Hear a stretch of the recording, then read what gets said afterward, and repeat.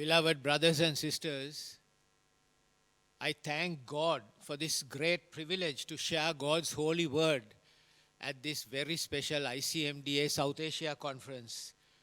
And I thank the ICMDA leaders and NCMDA and NHCF for your gracious invitation.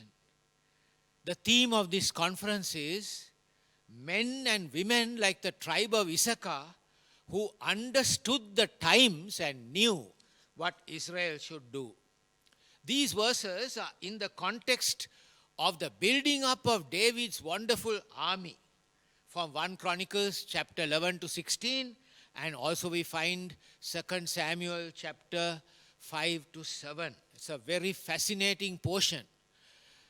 I'm not going to preach on that, but dear friends, as it happened there, may it happen during these 3 days.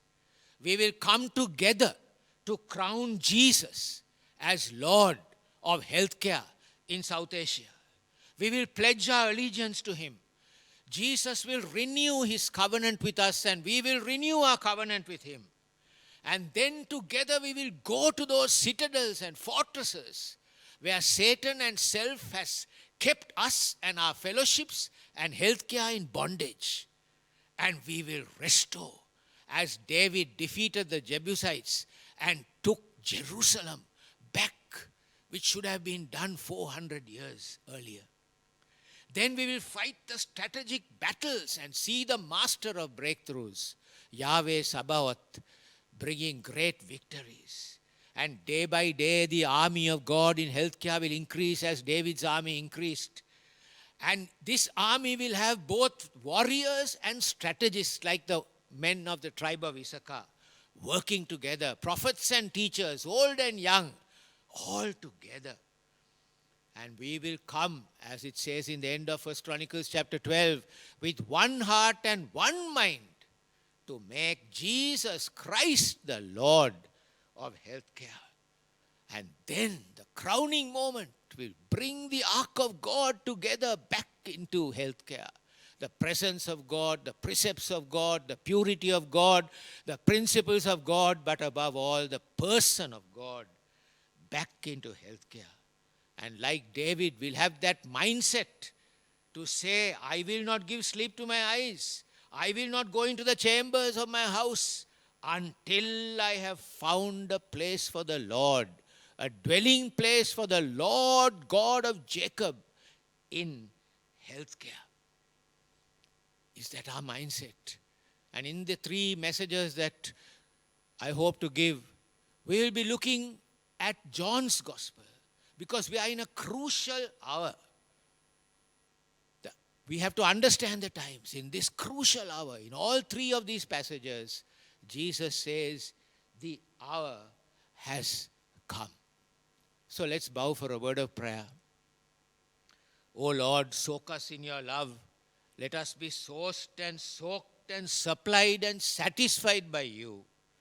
Lord, let light dispel darkness, truth expose deception, spirit smash strongholds, love melt hardness, joy overcome gloom, and life shoot out from dry, desert places.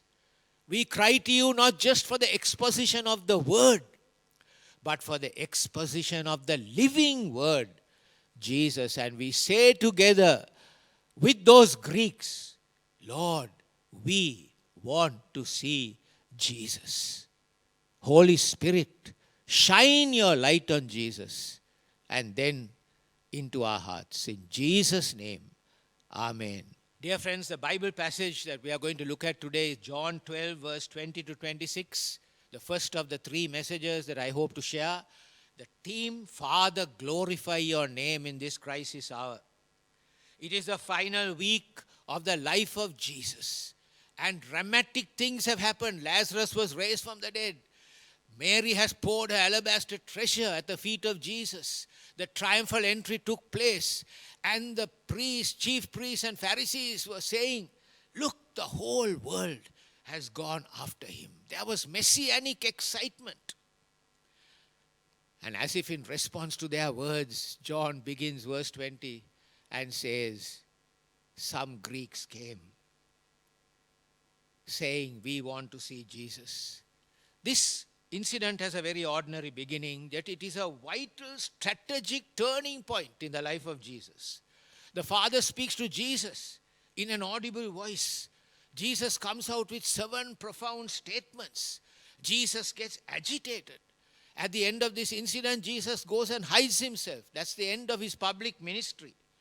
Jesus is central in this whole passage.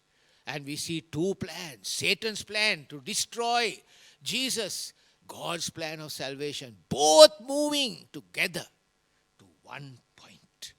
That is how it is today in the crisis in the world. And we are to be God's answer. In verse 20 to 22, at the beginning of this passage, we see some Greeks came to Philip and Andrew and said, Sir, we want to see Jesus. The original Greek word is so strong, it means we desperately want. They kept repeating it. We must see Jesus. Is this our aspiration as we begin this conference? We want to see Jesus. And Jesus' answer, the first part comes with 4 profound statements. Verse 23, Jesus said, the hour has come for the Son of Man to be glorified. The moment he said the Son of Man, Jewish excitement, messianic excitement would have come up. They would have thought of Daniel 7 and the reigning Son of Man, the Messiah. But Jesus' words brought disappointment to them. 3 times in John's Gospel, Jesus said, the hour has not yet come. My hour has not yet come. My hour has not yet come. Now suddenly, John 12, John 13, John 17, the hour has come for the Son of Man to be glorified. Because in the Old Testament, the Son of Man was both exalted, yes, but he also was a suffering servant. The Jews missed it. And so the decisive hour had come. The glory hour for Jesus. It was also Satan's hour. But it was the finest hour of the Father's finest hour, where the true glory of God will be revealed in self-sacrificial giving, where all mankind's questions, all questions regarding the purpose of this universe, the character of God, the answer is in the cross. And so, the first principle, embrace suffering, taste glory. Avoid suffering, lose glory. True for Jesus, true also for us, especially in this time of the COVID-19 pandemic. Verse 24, he comes out with another thunderbolt. Unless a corn of wheat falls into the ground and dies, it will remain alone. But if it dies, it will bear much fruit. Jesus was speaking in the midst of Jewish messianic excitement and Greek intellectual curiosity. And he gives a vivid parable from nature. The seed must die. And what Jesus is saying is something far more radical than philosophy and religion is needed. And in the Synoptic Gospels, the seed is referring to the word. The kingdom of parable of the kingdom, the parable of the sower.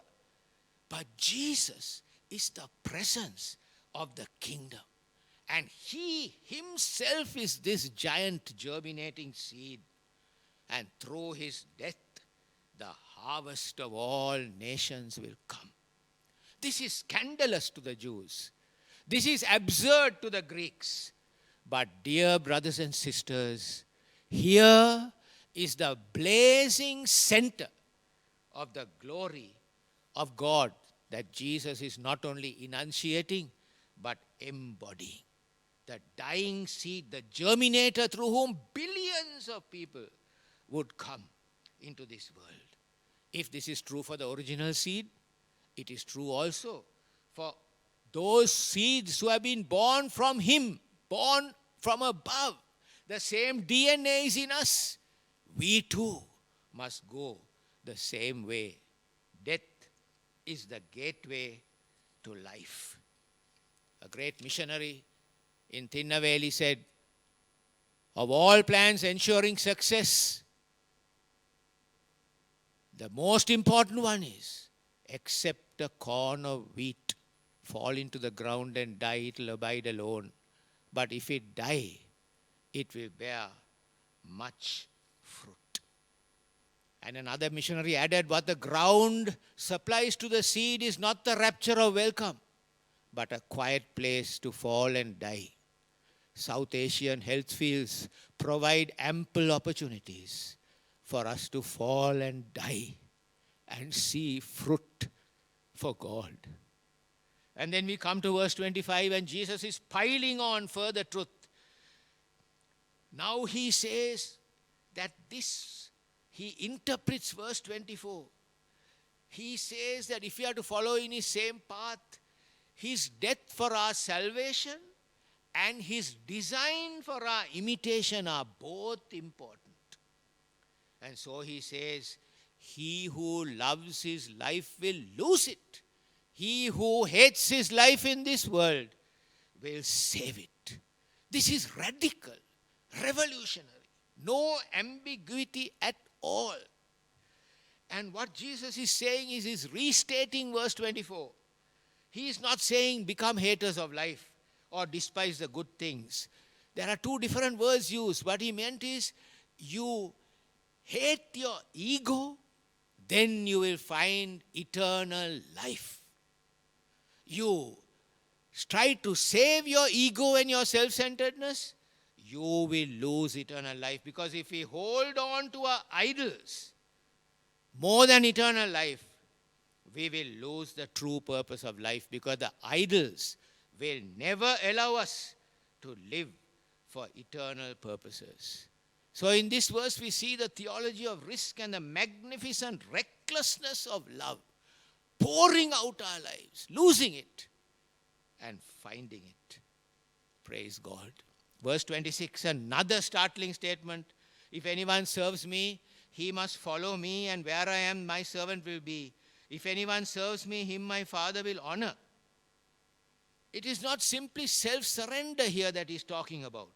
If anyone serves me, he must follow me. My servant will be. In other words, not just surrendering self. It is surrendering, submitting to a person. What Jesus is calling us is to a relationship to him. As a soldier follows a general, or the sheep follow the shepherd, or a son the father. It's a new relationship with Jesus which expels everything else. The expulsive power of a new affection. So we follow him where? In the highways and byways of life, seeking the lost, the least, the lowest. We follow him to Gethsemane, to the cross, to the grave, to resurrection, to ascension. And when we follow him, we are told that the Father will honor us. And so it's not melancholic. This ends on a note of joy. Just like the man in the parable. When he found the treasure in the field, he went and sold everything he had, Jesus said, for joy.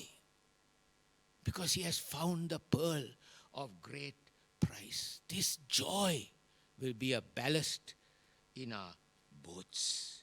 And so may I summarize this first part, these first few verses. What Jesus is enunciating is the centrality of the cross.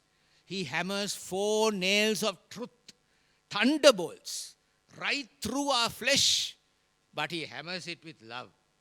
He is declaring what is the real operating system of this universe, like Windows for a computer.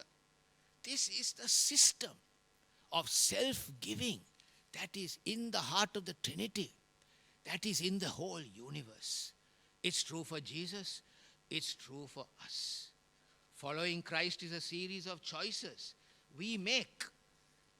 Yes, a once and for all choice, but then a series of choices, a lived out preference for God above all else in a daily series of choices.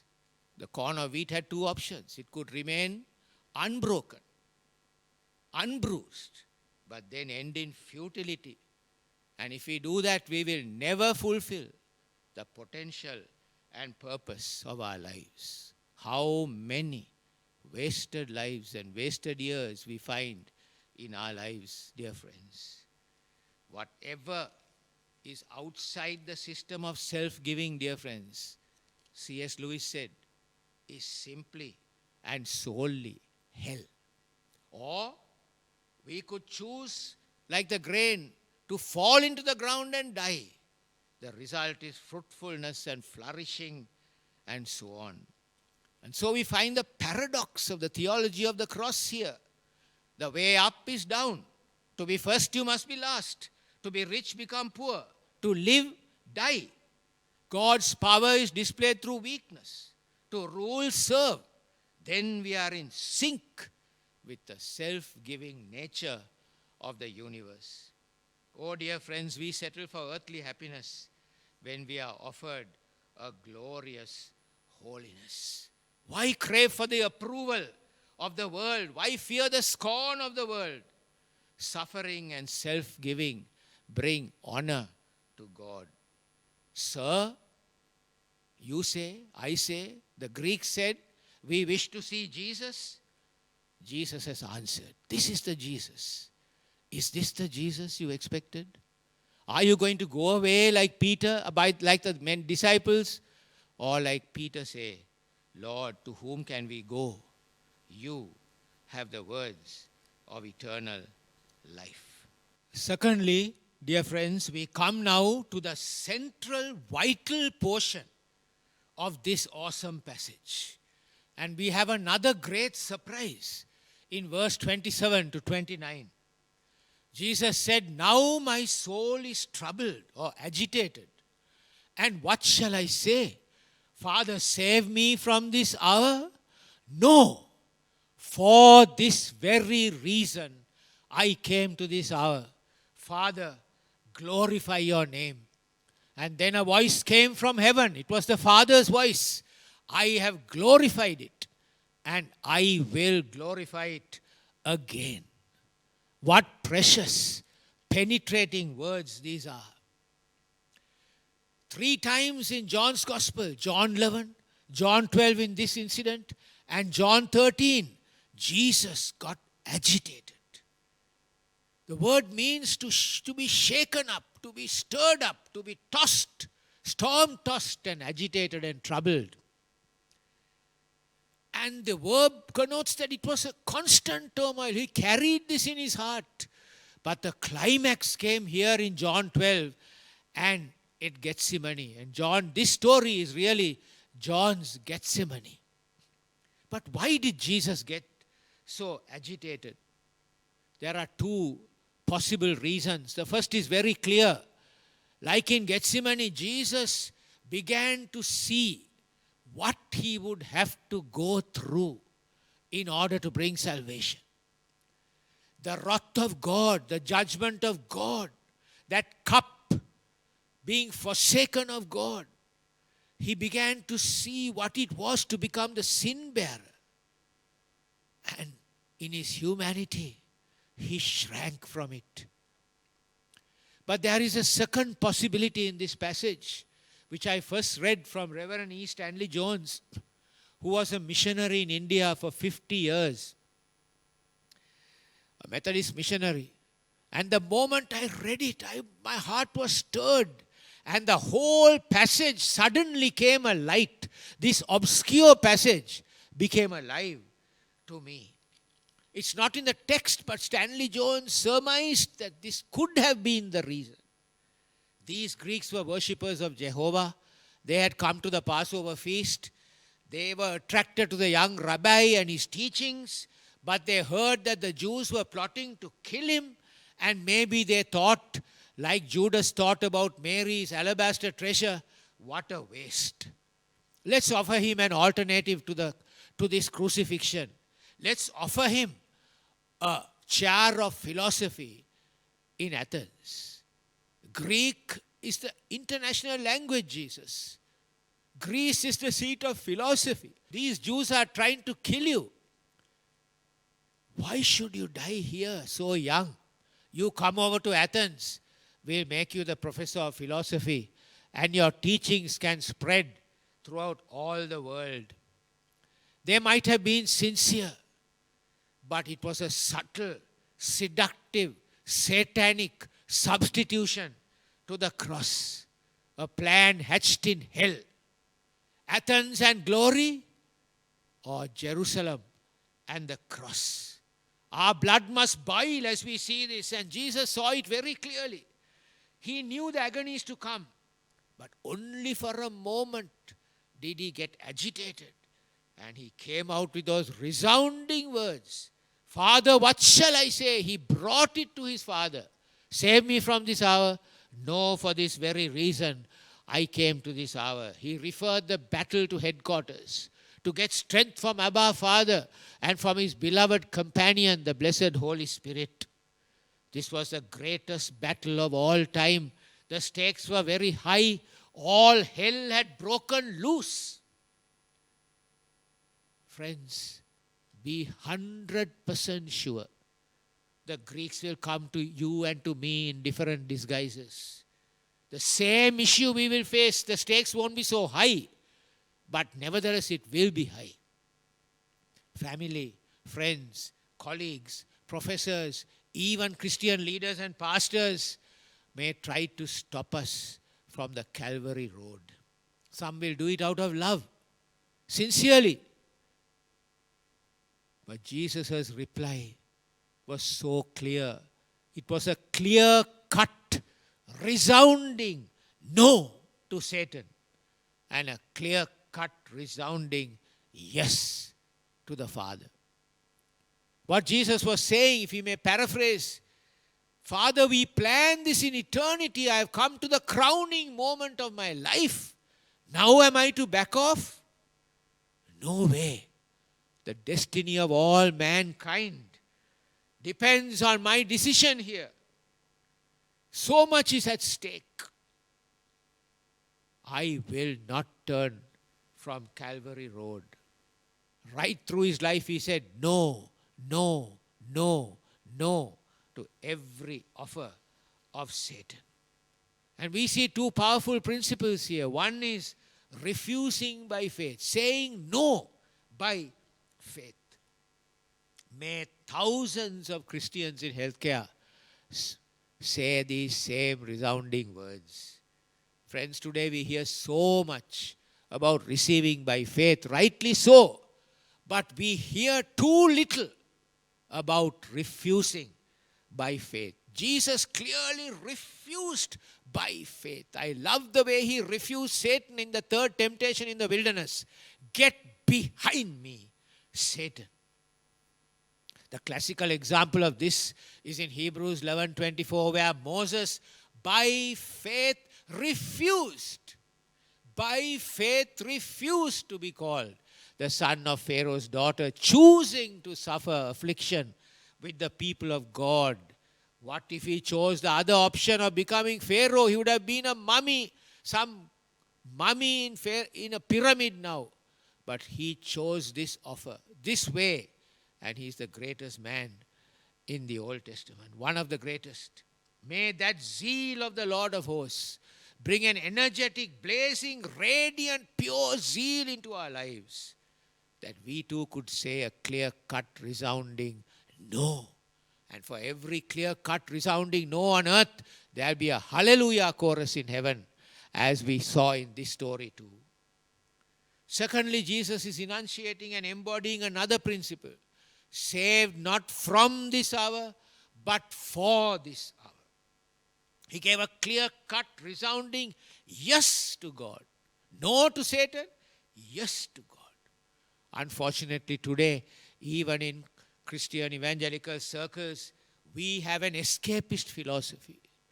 We want to escape tribulation, escape trials, and let the world go to hell. No, dear friends. The cross teaches us not escapism, but engagement with the world.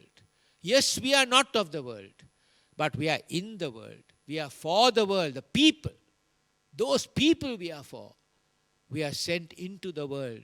We will lay down our lives for the world. Similar words were spoken by Mordecai to Esther. Who knows? You have been brought to royal position for such a time as this. Maybe he's saying to some of us in this conference, you can't be a sweet little girl anymore, that nice doctor anymore. You are being called now to risk the palace in order to bring deliverance to your people. May God speak to each one of us. Martyrdom might be necessary for the repentance of people and for the fulfillment of God's purposes, as we find in Revelation chapter 10 and 11. Then Jesus spoke these vital words. Father, this was still a prayer. This whole thing is a prayer. Father, glorify your name. And a voice came from heaven saying, I have glorified it and I will glorify it again. This was the primary motivation in Jesus' heart, to glorify his Father. This was the passion that propelled him. One flame, one passion, one desire. Glorify your name. And that is the same as what he taught us to pray. Hallowed be thy name. The one overarching global request we should be constantly making. The one request that informs all the other requests in the Lord's Prayer. All the other petitions. And when we pray that prayer, Dagons, demons and every high thing will fall. Idols will fall. And out of the rubble, God together with us will build a glorious, massive, alternate reality. The kingdom of God. Hallelujah. And when Jesus said, Father, glorify your name, his whole life he glorified God. Translucent all the way through. But now he's saying, give me the cross. Because in the cross, the glory of God is maximally seen. The apex of the glory of God. God puts on display as nowhere else. Almost all of his attributes concentrated, heightened at the cross. They come together as nowhere else. Love, holiness, justice, faithfulness, grace, wrath, power, kindness. All these come together at the cross. The cross is the blazing center of the glory of God. And at the cross, God is seen not as a self-giving monadic God, a self-affirming monadic God, but as a self-giving, not a love-demanding, but a self-giving triune God. The hypostasis of God is ecstasis, giving himself away. And the Father immediately validates, I have glorified it and I will glorify it again. 3 times the Father spoke audibly in Jesus' life. Baptism, transfiguration, and here. And these words here were the greatest affirmation of the cross. Of course, some of them said it had thundered, and others said an angel spoke. But even though they could not understand, they knew that the Father had affirmed and accepted the cross. So, brothers and sisters, with hearts bursting with love and gratitude, may this be our number one prayer every day of our lives. Father, glorify your name. Hallowed be your name in our lives, in our fellowships, in healthcare, in South Asia and the world. Finally, we come to the last part of this message from verse 31 to 33. Jesus says, now is the time for the judgment, or the KRISIS, crisis of this world. Now the prince of this world is cast out. Now, note that now. Now. And I, when I am lifted up, I will draw all men to myself. 3 massive, global, cosmic consequences of the cross. Jesus began in verse 27 with anguish. But then there's the annunciation of God. And now the anguish is turned to anticipation, turmoil to triumph. Glory is coming. Jesus is strengthened. And he gives us three triumphant proclamations. The first, now is the judgment of this world, the crisis of this world, the world system, the domination system built on the fallen nature of man, the chief architect being Satan, controlling, manipulating, intimidating, deceiving, taking captive millions and billions.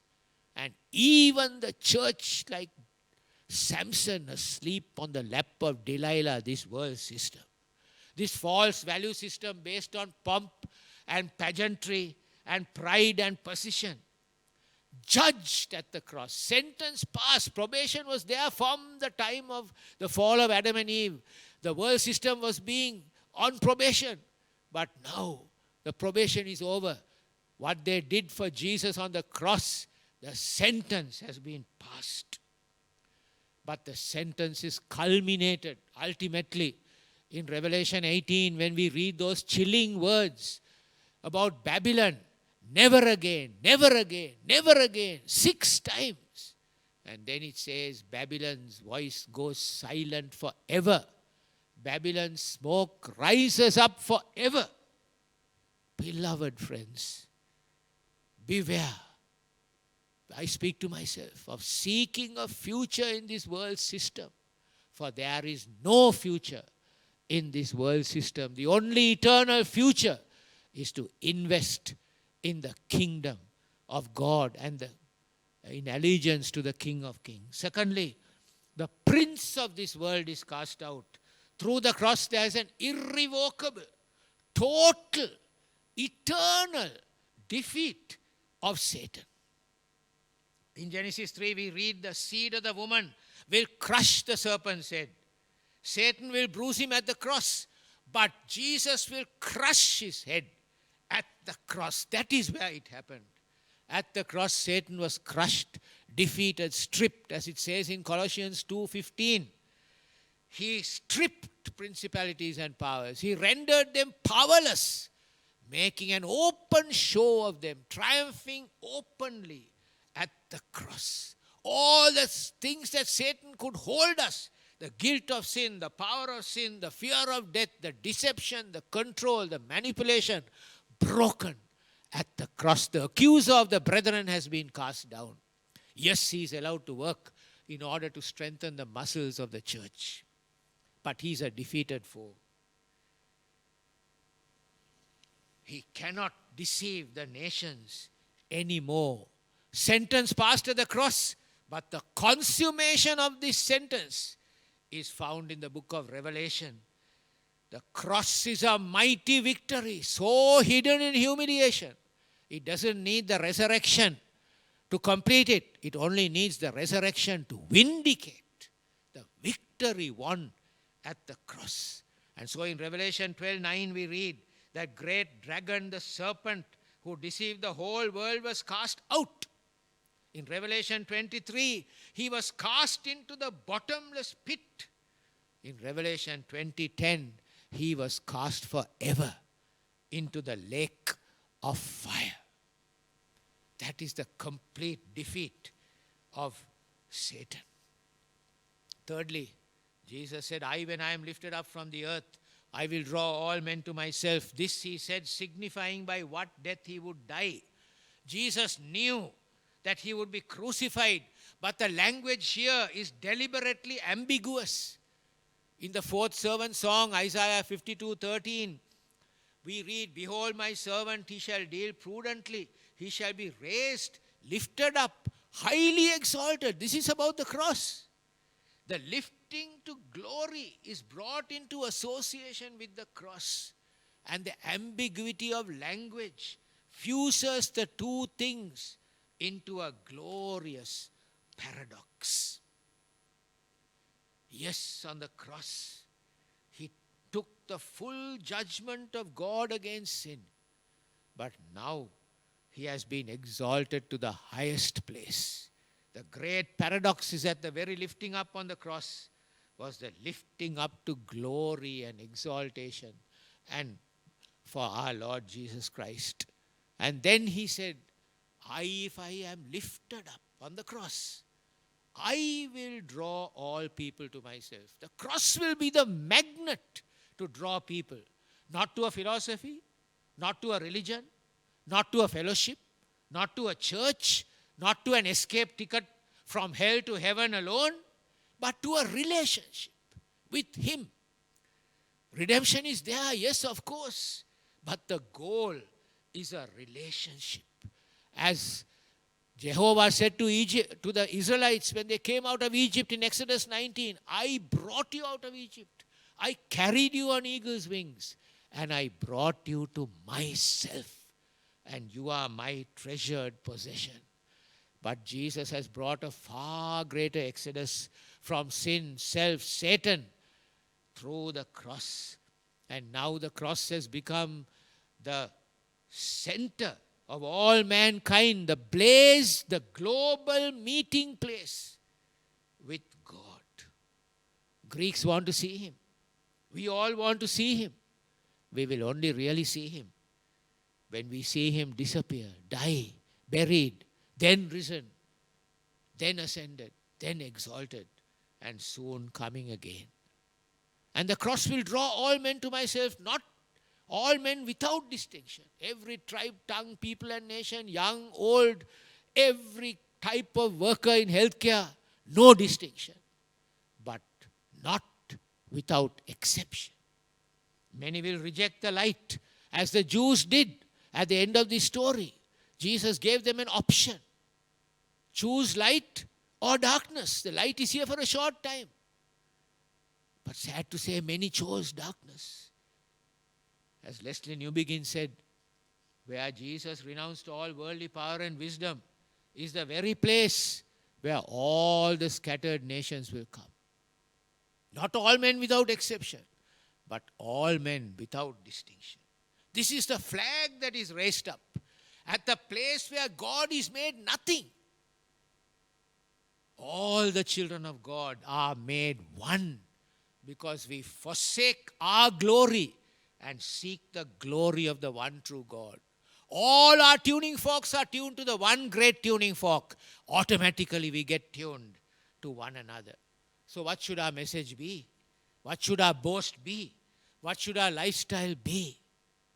Our message, behold the Lamb of God that takes away the sin of the world. Not behold our buildings, behold our numbers, behold our intellect, behold our brotherhood. No. Behold the Lamb of God. That's our message to the health field. Secondly, what is our boast? God forbid that I should boast, save in the cross of our Lord Jesus Christ, by whom the world is crucified to me and I to the world.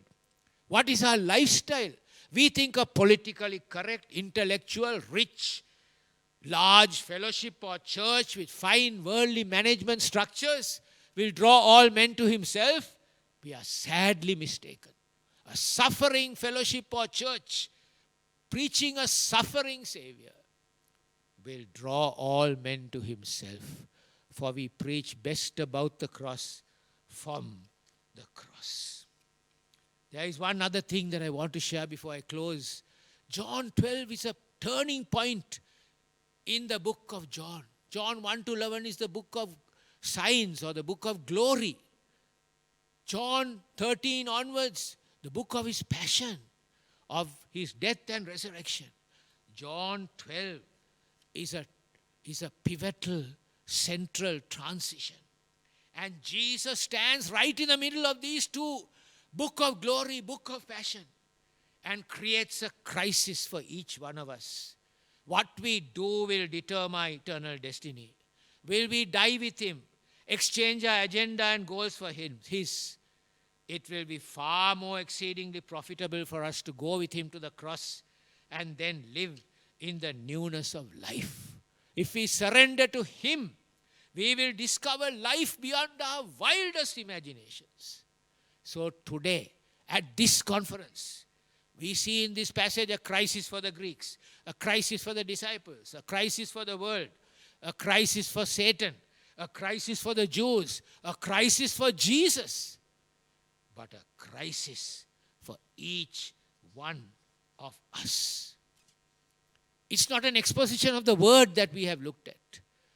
It's an exposition of the Lord Jesus Christ. How dare we trifle with the cross? We grovel among trifles, and our spirits fret and toss when above us looms the vision of the Christ upon the cross. So, beloved brothers and sisters, may the theology of the cross that we have learned through this whole passage transform our lives. I just want to make 4 quick applications in concluding this message. Number 1, may God grant to each one of us a great gratitude in our hearts. And we can sing with the hymn writer, "Oh, love that will not let me go." Secondly, may the Lord help us to make radical choices. Radical choices like Jesus made and that Jesus is calling us to make.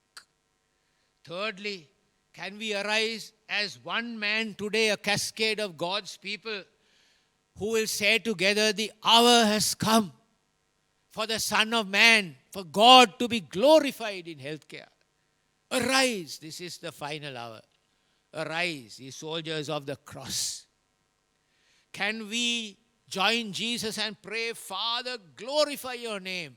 Hallowed be your name." One passion, one desire, one flame, one goal.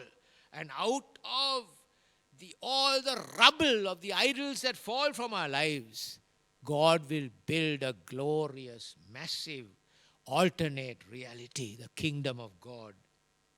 And can we accept the call to the magnificent recklessness of love to pour our lives out to Him as a living sacrifices to God?